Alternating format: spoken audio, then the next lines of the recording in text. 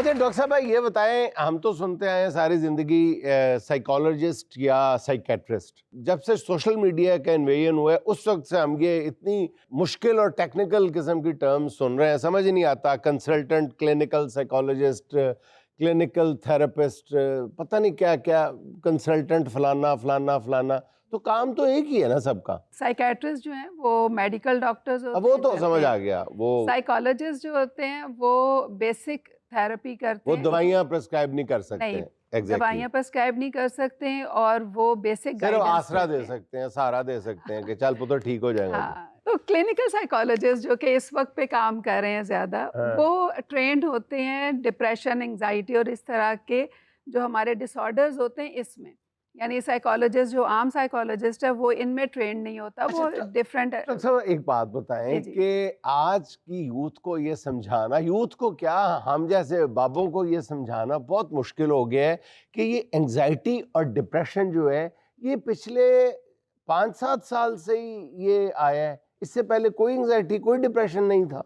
नहीं, ये तो अगर हम आप लोगों ने हमें डरा डरा के एंजाइटी और डिप्रेशन से, हम मानते हैं कि ये बड़ा सीरियस मर्ज है और इसको एक मर्ज के तौर पे एड्रेस किया जाना चाहिए, लेकिन आप लोगों ने इतना डरा दिया है अपनी फीस के लिए हमें कि जनाब हर बंदा एंजाइटी देखा ना, जिस बंदे ने किसी के पैसे देने हैं अब उसको एंजाइटी हो गई। हाँ, उसको फोन करो, कहते हैं यार 10 दिन बाद करना है। कहते हैं 10 दिन बाद क्यों? कहते हैं यार मैं डिप्रेशन और उसको डिप्रेशन को कहो यार डिप्रेशन यही है ना तुम्हें कि तुमने पैसे देने हैं। कहते नहीं नहीं यार डिप्रेशन बड़ा सीरियस मर्ज है यार, तुम नहीं समझ सकते। वो यूट्यूब के साथ मुझे 2 क्लिप भेज देता है कि डिप्रेशन कितना सीरियस मर्ज है। यार तू पैसे भेज, तू मैंने क्लिप भेजने। आप दवाई खा रहे हैं, दवाई खाई जा रहे हैं, लोगों ने मशवरे करी जा रहे हैं, अगले दिन पैसे दे अपना डिप्रेशन खत्म कर।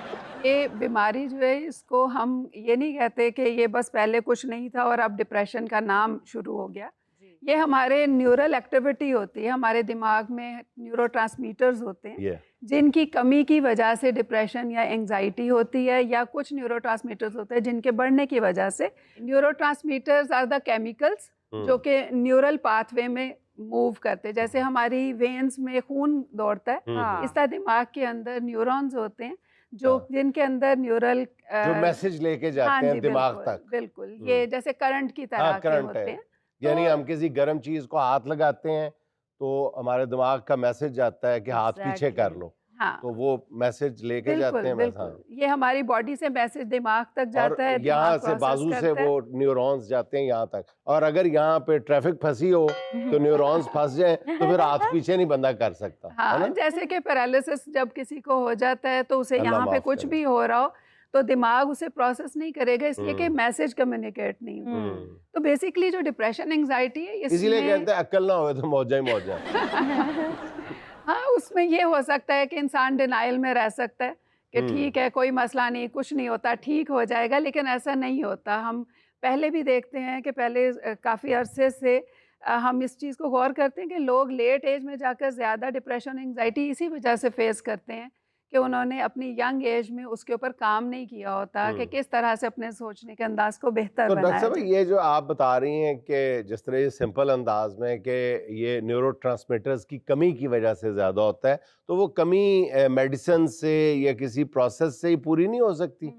बिल्कुल, देखिए पहले अगर वो जो आपने कहा 5-7 साल से ये शुरू हुआ था, इससे पहले तो मेडिसिन ही थी। मेडिसिन से उसको बेहतर कर लेते थे, लेकिन मेडिसिन का एक जो ड्रॉबैक होता है वो ये होता है कि एक तो उसके साइड इफ़ेक्ट्स भी होते हैं, दूसरा ये होता है कि जब आप मेडिसिन छोड़ते हैं तो न्यूरोट्रांसमीटर्स दोबारा वहीं पहुंच गए। कई दफ़ा ऐसा होता है सिविरिटी ज़्यादा हो तो 3-4 महीने के लिए, 6 महीने के लिए मेडिसिन लेनी पड़ती है, लेकिन अगर हम सारी ज़िंदगी लेने का सोच लेते हैं तो ये गलत है। बाहर के ममालिक में भी यही प्लान किया जाता है कि आप मेडिसिन लें अगर सिविरिटी ज़्यादा है, और अगर मॉडरेट लेवल की है तो ना लें इतनी, लेकिन जब सिविरिटी ज़्यादा हो तो आप मेडिसिन लें और मेडिसिन के साथ आप फिर उसमें थेरेपी लें, थेरेपी से ट्रेनिंग होगी। अच्छा, हमारे पास लोग जो हैं वो अवॉइड करते हैं साइकियाट्रिस्ट के पास जाने से कि वो उन्हें नींद की दवाइयों पे लगा देते हैं, तो इसमें कितनी रियलिटी है? क्या वो वाकई नींद की दवाइयों पे लगाते हैं या इसका कुछ अल्टरनेट मेडिसिन भी देते हैं? जो नींद की दवाई होती है वो एग्जैक्टली नींद की नहीं होती। डिप्रेशन की जो दवाई होती है, एंजाइटी की जो दवाई होती है, उसके रिजल्ट में उसके साइड इफ़ेक्ट्स जो होते हैं उसमें नींद ज़्यादा आना, लेथार्जी महसूस करना और इसी तरह से बहुत से और सिम्टम्स भी फील होते हैं। अच्छा। लेकिन कुछ दवाइयाँ सिर्फ नींद के लिए भी होती हैं, यानी कि उनको नींद नहीं आ रही तो उनकी नींद बेहतर करने के लिए दी जाती सही। हैं, लेकिन साइकियाट्रिस्ट हर दवाई उसके लिए नहीं देते। तो नींद की कमी का भी इस चीज से कोई ताल्लुक है, एंजाइटी और डिप्रेशन से? बिल्कुल, देखें हमारी नींद कम है या बहुत ज़्यादा है, हमारी भूख नहीं हमें लगती या बहुत ज़्यादा लगती हाँ। है, ये दोनों चीज़ें जो हैं ये हमारे ज़हनी मसाइल की वजह से होती हैं और इनकी वजह से हमारे ज़हनी मसाइल बढ़ते हैं। इसलिए कि हमारी बॉडी और माइंड दोनों कनेक्टेड हैं और दोनों एक दूसरे को अफेक्ट कर रहे होते हैं। सही। अच्छा डॉक्टर साहब, हमारे यहाँ तो एक और अजाब भी है ना कि जी जिन चिंबड़ गए, हाँ हाँ हाँ हाँ। ये साया हो गया, हाँ, ठीक है। और आपके लिए ये कितना बड़ा चैलेंज होता है मुझ जैसे अनपढ़ को ये समझाने में कि नहीं नहीं जेन्युइन नहीं है, एक नफ्सियाती मसला है और इसका इलाज है, इलाज करवाओ। एक आधा आपका जोर तो इसी बात पे खर्च हो जाता होगा ना। देखें अगर जब मैंने स्टार्ट किया काम उस वक्त की बात करूं, 2013 में मैंने ऑनलाइन स्टार्ट किया था, तो उस वक्त पे अवेयरनेस देना बहुत मुश्किल था। उस वक्त पे लोग इस चीज़ से नहीं निकलते थे कि जिन नहीं है, मुझे इस तरफ आना चाहिए। लेकिन आज अवेयरनेस काफ़ी हो चुकी हाँ। है, आज लोग इस बात को समझना शुरू हो गए हैं। शहरों में है ना हाँ, आप, बिल्कुल। लेकिन हमारी जो 70% आबादी है वो तो दही आबादी है, उनको तो हाँ। अभी वही है कि जी बाबा जी आए और झाड़ू से ऐसे ऐसे किया, वही होगा अभी। बिल्कुल ऐसी बात है, लेकिन ये कि अगर मैं आपको बताऊं कि मुझे जो मैसेजेस आते हैं, कॉल्स आती हैं, कोई सवात से आ रही है, कोई दीर से आ रही है, और वो भी इस बात को समझते हैं कि हमें वीडियोस देखकर आपकी हमें पता चला कि ये प्रॉब्लम जो है ये तो असल में है, ये जिन या कोई और चीज़ नहीं है, ये हमारे न्यूरोट्रांसमीटर्स का वो मैनिपुलेशन हुई है जिसकी वजह से है। और इस पे रिसर्चेस की गई हैं जिनसे पता चलता है कि सपोज़ कि आप सेरोटोनिन जो है उसको के लेवल को ऊपर नीचे कर लें, हमारे दिमाग में और भी कई केमिकल्स होते हैं, लिथियम को आप ऊपर नीचे कर लें, डोपामीन को ऊपर नीचे कर लें, तो उससे आपकी सपोज़ आवाज़ बदल जाती है। वो कहते हैं ना जिन चिमड़ा हाँ जी, है, हाँ जी। आवाज़ बदल गई। हाँ। आवाज़ आपकी बदल जाती है, आपके अंदर हाइपर एक्टिविटी शुरू हो जाती है, आपकी स्ट्रेंथ बढ़ जाती है। ये जो इंग्लिश कहते बोलने हैं लग जाता है बंदा जिसको नहीं आती। बिल्कुल, तो वो इसलिए कि ये फिर सब उसके बाद कुछ जब जिन को निकालते हैं ना जी, तो जिन शर्तें रखता है अपनी कि जी या तो मैं इसकी जान लूंगा हाँ। या आपके घर में से किसी का नुकसान करूंगा। फिर वो बाबा कहता नहीं इनका नुकसान ना करो, तो वरना मैं तुम्हें जला दूंगा। हाँ। नहीं जी मैंने तो कुछ करना ही करना। फिर जाते जाते वो सामने वालों की दीवार गिरा जाता है। जिन नैना दासी दीवार उन्होंने क्या जिन अलग नुकसान करता है और आमल बाबा जाते हुए जो है वो वो भी घर वालों का नुकसान अलग करके जाता है। ਜਿਹੜੇ ਬਾਬੇ ਹੁੰਦੇ ਨੇ ਇਹਨਾਂ ਨੇ ਕਿਸੇ ਦੀ ਗੱਲ ਤੇ ਮੰਨਣੀ ਨਹੀਂ ਹੁੰਦੀ। हाँ। ਇਹਨਾਂ ਨੇ ਤੇ ਜਾਂਦੇ ਆ ਨਬਜ਼ ਫੜਦੇ ਕਹਿਣਾ ਸੋਹਣਿਆ ਜਿੰਨ ਦਾ ਮਾਮਲਾ। जी तो अब बारी है सुहाना का सवाल मेहमान से। इसमें हम आपको 4 ऑप्शंस देंगे, एक आपको सिलेक्ट करनी होगी। सवाल ये है, किसी औरत को किस बात का यकीन दिलाना ज्यादा मुश्किल होता है? ऑप्शन नंबर 1, इसके शौहर का कहीं और मुआशका नहीं है। ऑप्शन नंबर 2, वो बूढ़ी हो रही है। ऑप्शन नंबर 3, वजन ज्यादा हो रहा है। ऑप्शन नंबर 4, तुम्हारी जिठानी तुमसे छोटी लगती है। देखिए जो मेरा एक्सपीरियंस है क्लाइंट्स के साथ, उससे मुझे ये पता चलता है कि ये यकीन दिलाना कि आपके शौहर का किसी और के साथ अफेयर नहीं है, ये सबसे मुश्किल काम है। ਇਹ ਤੇ ਵਿਚਾਰੇ ਦਾ ਜਿਹਦਾ ਨਾਮ ਹੀ ਹੋਵੇ ਉਹ ਵੀ ਫਸਿਆ ਹੁੰਦਾ। Correct answer. कहीं मार के मारे।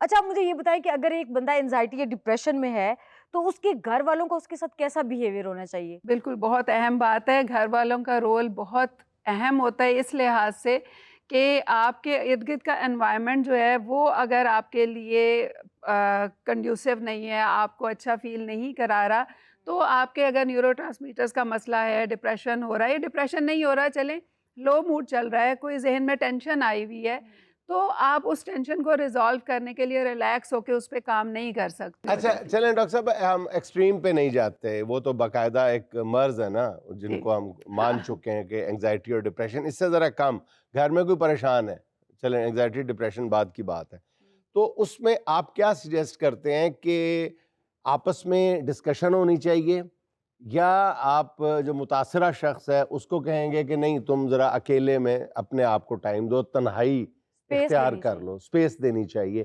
जो शख्स सफ़र कर रहा है उसके हवाले से ये बात ज़रूर क्लियर होनी चाहिए कि प्रॉब्लम क्या है एग्जैक्टली। सही। अगर वो उस वक्त पे थोड़ा सा स्पेस चाह रहा है, टाइम चाह रहा है, तो ज़रूर दें, लेकिन ये नहीं कि 2 महीने तक वो स्पेस ही चाह रहा है और आप उसे दिए चले जा रहे हैं। हाँ।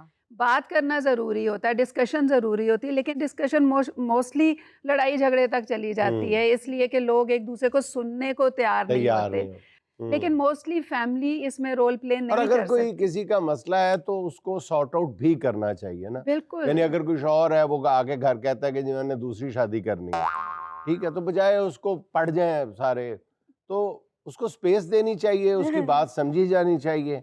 और अगर जरूरी है तो फिर विकी भाई ਤੁਸੀਂ ਭਾਵੇਂ ਨਾ ਸ਼ਾਦੀ ਦੇ ਨਾਲ ਜਾਓ, ਤੁਸੀਂ ਨਾ ਜਾਓਗੇ ਜੀ ਅਸੀਂ ਆਪ ਕਰਵਾਉਂਦੇ, ਤੁਸੀਂ ਤਾਂ ਕਰਵੋ ਕਰ ਰਵੋ, ਜਾ ਵੀ ਕਰ ਲੈ ਜਾ ਕੇ ਜੋ ਤੇਰਾ ਦਿਲ हाँ, दूजी कर ले, तीजी कर ले। अब ਤੁਸੀਂ ਉਹਦੇ ਮਾਮਲੇ 'ਚ ਨਾ ਬੋਲੋ, ਤੁਹਾਡੇ ਮਾਮਲੇ 'ਚ ਨਾ ਬੋਲੋ। हाँ, देखिए ये तो ਠੀਕ ਹੈ, ਅਸੀਂ ਤੇ ਇਹ ਕਹਿ ਹੀ ਰਹੇ ਵੀ ਤੁਸੀਂ मैं डॉक्टर साहब ने बुलाया ही ये इजाजत लैंड वास्ते ਤੁਹਾਡੇ ਵਾਸਤੇ। दरअसल ये तो हर इंसान का अपना हक है कि वो अपनी ज़िंदगी को अपने हिसाब से प्लान कर सकता है, लेकिन इसमें एक और अहम बात भी होती है कि अगर हस्बैंड दूसरी शादी करना चाहता है तो वो करे, अगर करना चाहता है, लेकिन वाइफ की भी फिर अपनी डिसीजन मेकिंग होती है कि वो रहना चाहती है वो रहना चाहती है कि नहीं रहना चाहती, हाँ। तो इस चीज़ को भी हमने देखना। हाँ, साइड भी हो सकता है।